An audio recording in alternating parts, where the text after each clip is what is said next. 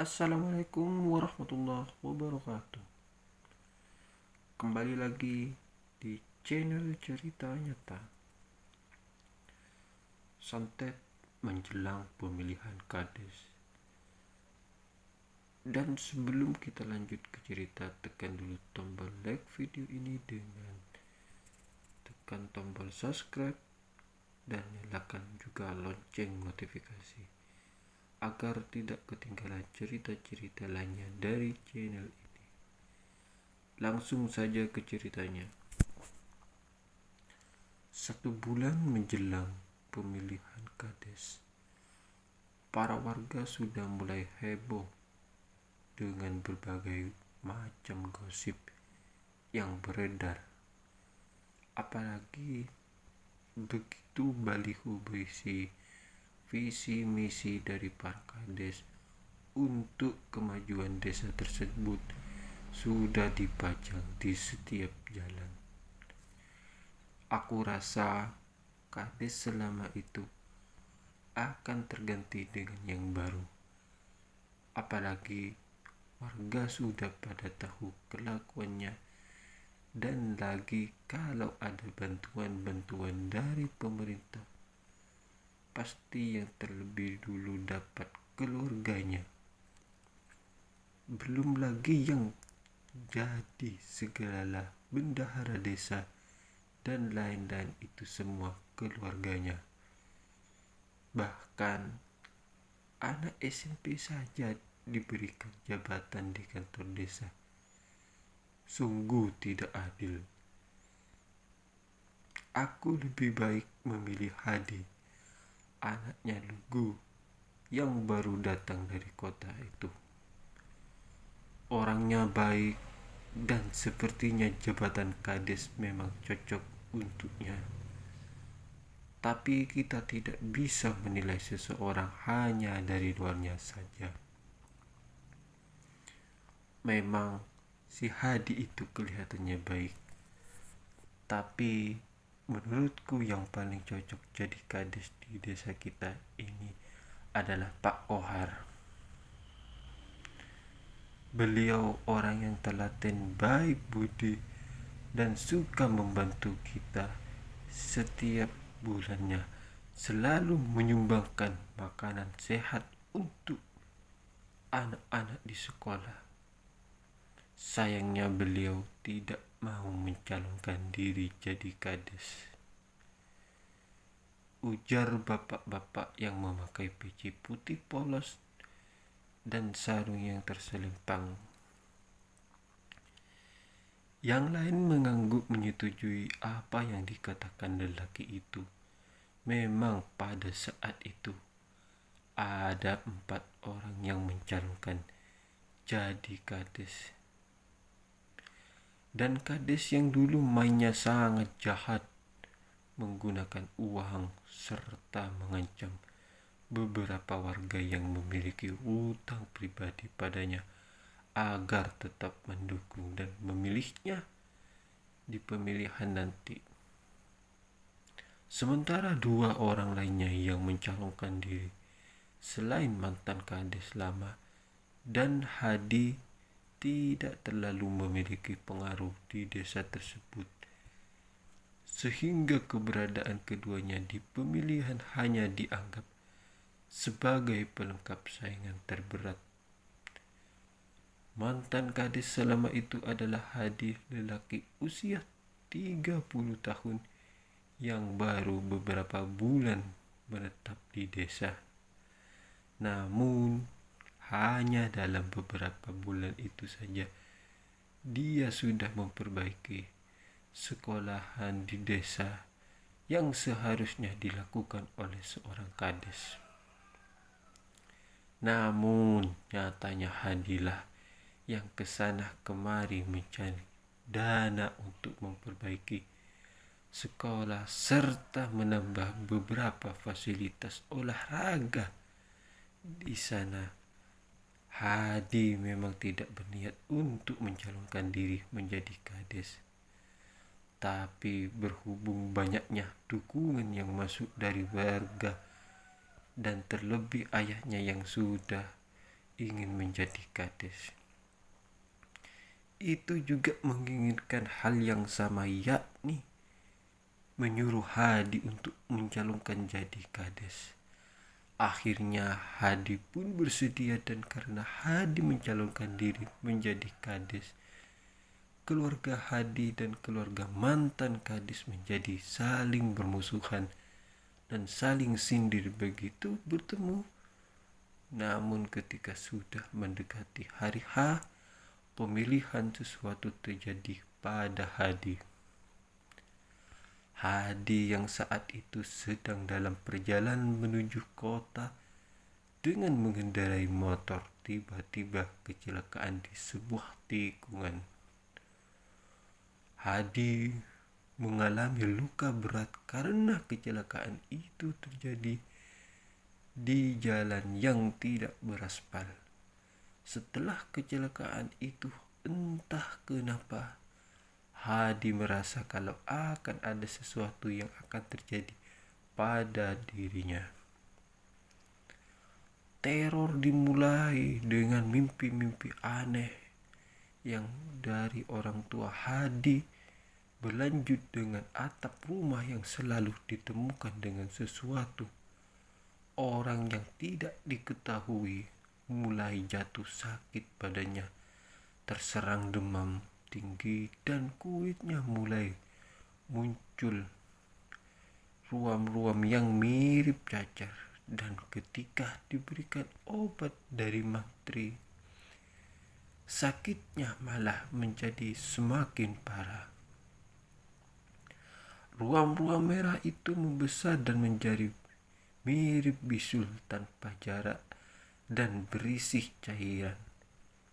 Bukannya nanah setelah dan masukan-masukan dari pihak, akhirnya Hadi diobati dengan cara daun cacar atau daun 1000 tawar. Namun tetap saja penyakitnya tidak kunjung sembuh.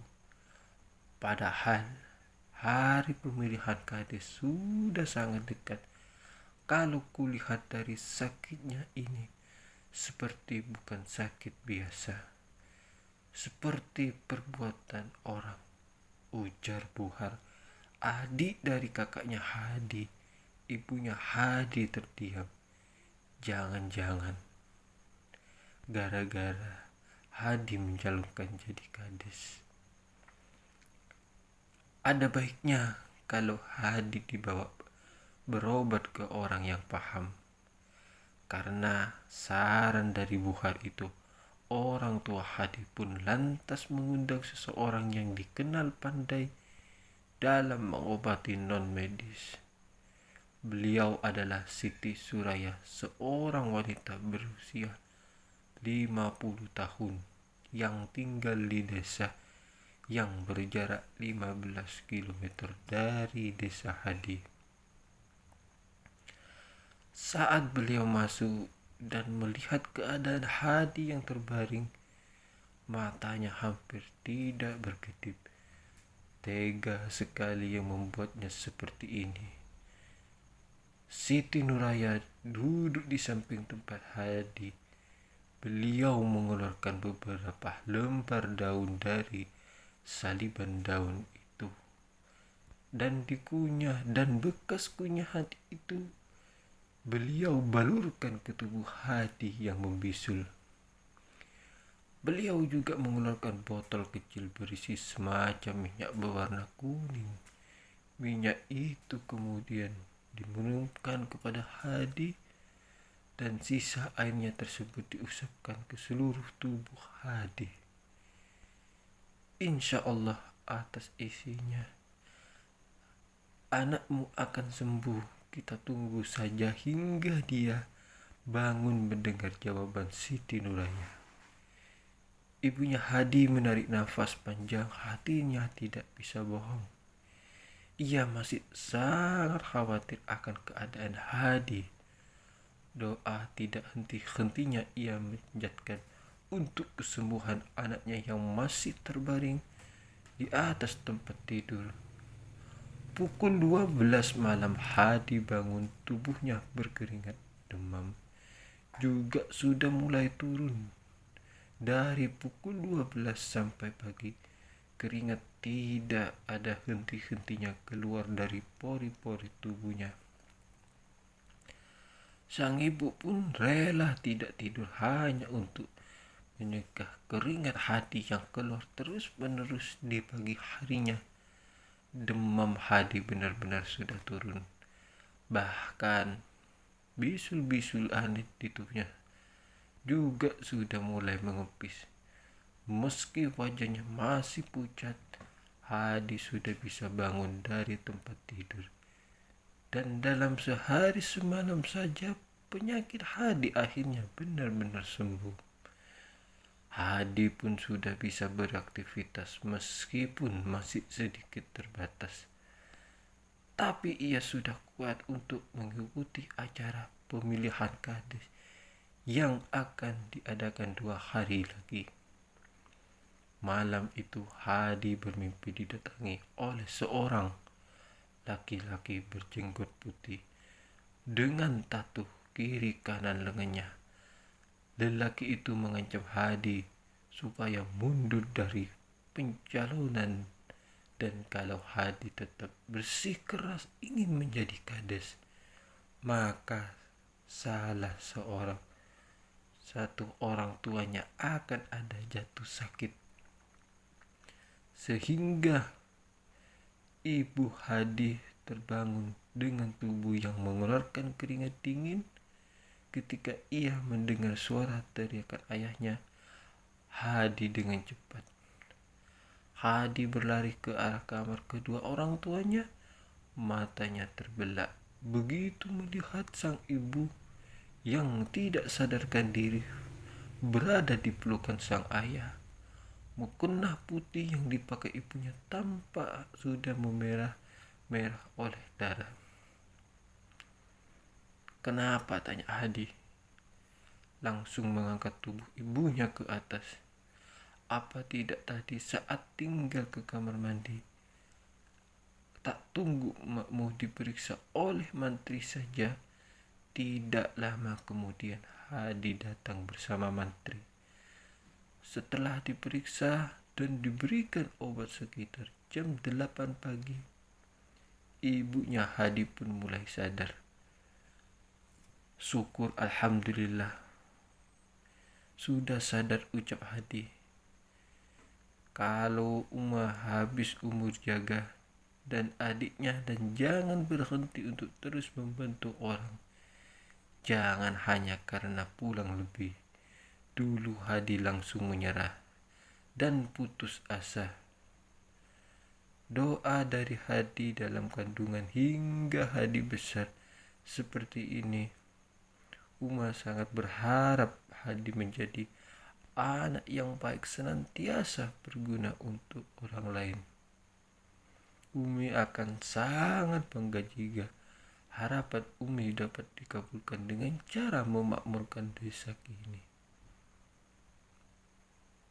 Nah, jangan kecil hati dengan komentar segelintir orang-orang yang tidak menyukaimu. Anggap komentar-komentar itu sebagai panutan untuk Hadi menjadi lebih baik lagi, ucapnya. Ibu Hadi tidak membendung air matanya begitu mendengar ucapan sang ibu. "Masih panjang, tidak perlu pulang kemana-mana, karena rumah aku berjanji akan menjadi seperti ini. Tidak mati, harus tetap menemui hembusan nafas terakhir." Ibu Hadi terus begitu melihat sang ibu yang sangat ia cintai telah pergi untuk selama-lamanya. Dan ketika dimandikan, tubuh jenazah ibu Hadi tampak bercahaya. Kulitnya pun dan wajahnya juga tampak tersenyum. Singkat cerita, hari pemilihan kades pun tiba. Warga berbondong-bondong untuk memilih calon kades. Terlihat Hadi dan calon-calon kades lainnya duduk di atas kursi. Wajah Hadi tampak muram dan senduk sekali. Ia menatap keluar ruangan di sana. Terlihat ayahnya berdiri menatapnya untuk terus memberikan dukungan semangat pada Hadi. Orang-orang bergantian mencoblos dan memasukkan surat suara itu ke dalam kotak sekitar pukul 3 sore. Kotak suara pun dibuka oleh para panitia. Pada hasil kotak pertama, nama Hadilah yang terbanyak dipilih. Begitu juga dengan kotak kedua hingga keempat. Walau hasil suara yang keluar antara Hadi dan mantan gadis yang saling berkejaran, namun tetap yang paling banyak dipilih oleh warga tampak jelas raut kekecewaan pada mantan gadis lelaki itu menatap Hadi dengan penuh murka. Bahkan saat bersalaman pun langsung muka jijik menatap wajah Hadi yang saat itu dikelilingi oleh banyak orang. Saat mantan gadis itu pergi, Hadi mendengar ia bergumam yang tidak jelas. Tapi Hadi tidak begitu ambil pusing. Rumah Hadi malam itu sampai ramai. Sekaligus keluarganya berkumpul untuk melakukan syukuran kecil-kecilan atas terpilihnya Hadi menjadi gadis. Insya Allah akan memajukan desa. Pak Kohar pun ada banyak wajah seperti kurang bersemangat. Iya Pak, saya teringat arwah almarhum ibu saya. Andai beliau ada di sini, kau tidak perlu memikirkannya sampai bersedih dan murung begini. Karena aku yakin ibumu sudah bahagia di sana, ujar Pak Kohar. Hanya saja kau harus tahu menjadi gadis tidaklah mudah. Apalagi kalau kau melakukan tugasmu dengan baik dan benar-benar, pasti akan bermunculan oknum-oknum yang membencimu dan berusaha untuk menjatuhkanmu, mau itu pada pekerjaanmu ataupun melalui hal-hal gaib untuk membuat celaka. Makanya kebanyakan camat, bupati, bahkan pemimpin negara sekalipun pasti memiliki pelindung, mau itu pelindung di alam ataupun pelindung yang tidak terlihat, ucap Pak Kohar sembari menyuruput kopinya. Maksud bapak itu semacam penjaga gaib. Iya, ku dengar dari cerita orang-orang keluargamu mengalami berbagai macam hal yang ganjil. Semenjak kau ikut pilkades, kau rasa musibah yang beruntun itu wajar. Hadi terdiam lalu terpikirkan hal itu. Sekarang orang-orang pandai memang tidak mudah dipercaya dengan hal semacam itu. Tapi dunia yang luas ini tidak mustahil. Hal-hal seperti itu memang benar-benar ada. Hanya saja mereka yang tidak percaya dan belum pernah merasakannya, sehingga mereka bisa berpikiran bahwa hal seperti itu hanyalah tabu belaka.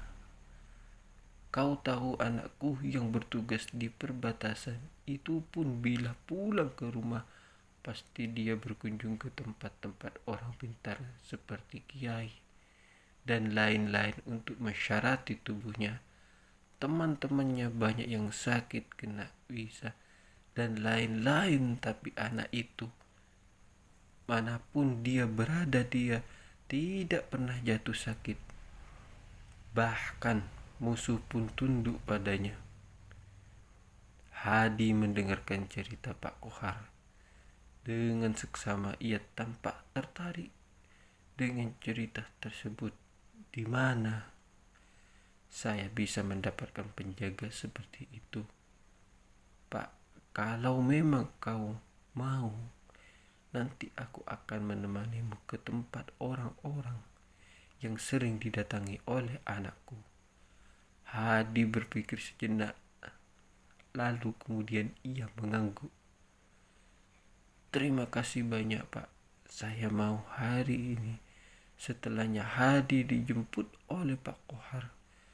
Karena mereka memang sudah ada janji sebelumnya kalau hari itu akan berangkat ke rumah seseorang yang sering didatangi oleh anak Pak Kohar. Saat keluar dari jalanan desa, mereka berperasaan dengan mantan kades saat itu. Hadi tersenyum padanya. Lelaki itu langsung melengos dan membuang muka tidak suka. Sudah sewajarnya ada persaingan, permusuhan, kemenangan dan kekalahan, ujar Pak Kohar. Hadi mengangguk membenarkan perkataan Pak Kohar. Kita sudah sampai di, kata Pak Kohar membuyarkan lamunan Hadi. Oh iya Pak. Hadi menatap ke arah rumah yang mana halamannya dipenuhi oleh anak-anak remaja. Beliau itu guru Hadi. Makanya di setiap harinya pasti banyak anak-anak di sini.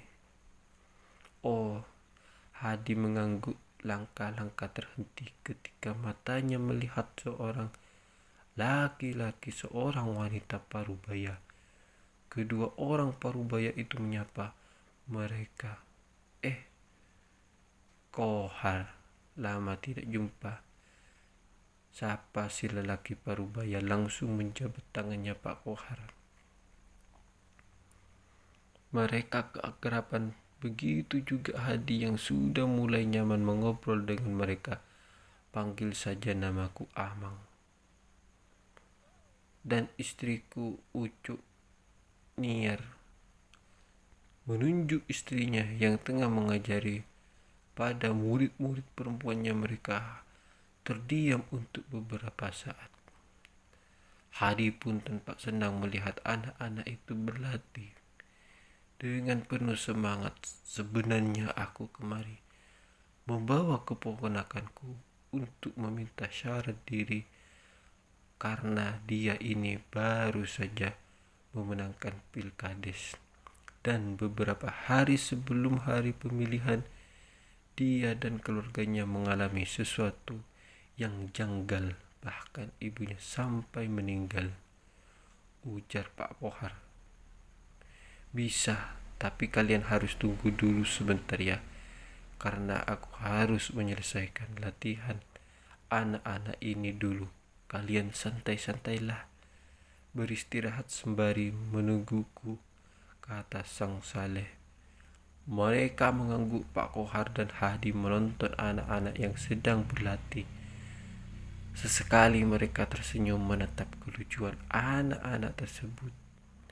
Coba lawan Ucup, buktikan kalau kita laki-laki tidak akan kalah sama mereka. Perempuan tentang salah satu murid Amang Saleh, karena memang dari tadi murid laki-laki Mang Saleh selalu kalah dengan murid perempuan, sehingga pihak laki-laki diejek lemah oleh anak-anak perempuan. Meski pada awalnya Mang Soleh tidak mau melawan istrinya, namun begitu mendengar seruan penyemangat dari murid-muridnya, akhirnya Mang Soleh pun mau juga melawan istrinya di hadapan murid-murid mereka. Peraduan bela diri itu berlangsung sengit meski keduanya sudah sama-sama parubaya. Tapi keduanya tampak gagah dan sama-sama tidak bisa dikalahkan. Namun tidak dipercaya, tiba-tiba Mang Saleh kena pukulan oleh istrinya, mengakibatkan tubuhnya terhuyung dan hampir jatuh ke belakang murid-murid perempuan. Murid perempuan bersorak sementara raut tegang terlihat jelas dari wajah setiap anak laki-laki. Lama kemudian gerakan Mang Soleh berhasil dikunci oleh istrinya. Aku tidak mau melawan, karena kau istriku dan kau juga seorang perempuan pantang bagiku untuk menyakiti perempuan, ujar Mang Soleh. Anak-anak perempuan terdengar senyum puas di wajah istrinya. Mang Soleh pun terlihat jelas sekali keluargamu memang sudah terkena kirim-kiriman dari orang yang tidak menyukaimu. Sebenarnya kaulah yang ditargetkan, tapi kau termasuk kuat dan memang juga bukan takdirmu mati seperti itu, sehingga kau bisa disembuhkan dan kemudian malah ibumu yang terkena, ujar Mang Soleh. Kira-kira siapa orang? Mang Soleh menggeleng. Beliau tidak memberikan siapa orang yang hadis sekarang. Kalau kau lebih baik sarati dirimu supaya tidak terulang lagi hal-hal yang tidak diinginkan Hadi. Dan malam harinya sehabis maghrib, Mang Soleh memandikan Hadi. Hadi sampai gemetar karena guyuran air yang terasa sangat dingin tersebut mengenai tubuhnya. Padahal sebelum mandi tadi ia merasa gerah dan panas. Selesai dimandikan, punggung Hadi ditulis sesuatu yang Hadi sendiri pun tidak tahu apa tulisan. Hadi juga diberikan sesuatu mirip permen berwarna hitam yang dibungkus dalam sebuah kotak segi empat yang ujungnya berwarna hitam. Benda mirip permen itu dimasukkan ke dalam sepotong pisang. Lalu Mang Soleh kemudian disuruh Hadi untuk menelan pisang itu. Hadi juga dipasangi sesuatu yang mengikilat bagian bibir, mata hingga dagu, kata Mang Soleh. Semua untuk menunduk agar siapapun yang mendengar perkataan Hadi maka orang itu akan tunduk. Apalagi posisi Hadi itu pemimpin, jadi omongan. Hadi harus asin atau dinuruti semua orang. Dan untuk rumah serta keluarga Hadi disuruh untuk memberikan sebuah benda mirip kertas di setiap halaman rumah agar terhindar dari kiriman-kiriman yang tidak baik. Sehingga cerita 2 bulan telah berlalu setelah Hadi resmi dilantik menjadi kades. Dia pun mulai membuat perubahan-perubahan pada desanya, dan dalam 1 tahun saja perubahan desa itu sudah sangat terlihat. Jalan beraspal, sekolah yang sudah rapi karena direnovasi, dan warga desanya tidak pernah luput dari bantuan pemerintah. Setiap ada dana yang masuk di desa, Hadi selalu mengumumkan pada warganya, sehingga warga pun tahu kemana dan habisnya untuk apa saja uang desa tersebut. Banyak yang kagum dan memuji kinerja Hadi. Bahkan orang yang awalnya membenci Hadi kini malah berbalik memujinya, meskipun kadang-kadang masih ada omongan yang tidak enak datang ke keluarga mantan kades sebelumnya terhadap keluarga Hadi. Perubahan di desa benar-benar terasa dan terlihat jelas. Aku yakin saat masa jabatanmu habis, warga pasti akan kembali memilihmu menjadi kades. Karena lihatlah sekarang tersenyum wargamu nampak jelas menggambarkan kebahagiaan. Aku benar-benar bangga padamu. Kau benar pemimpin yang dicari selama ini, puji Pak Kohar. Hadi pun tersenyum mendengar pujian dari Pak Kohar. Sebenarnya Bapak mau mencalonkan diri menjadi kades, maka pasti Bapaklah yang akan memenangkan pilkades, ujar Hadi.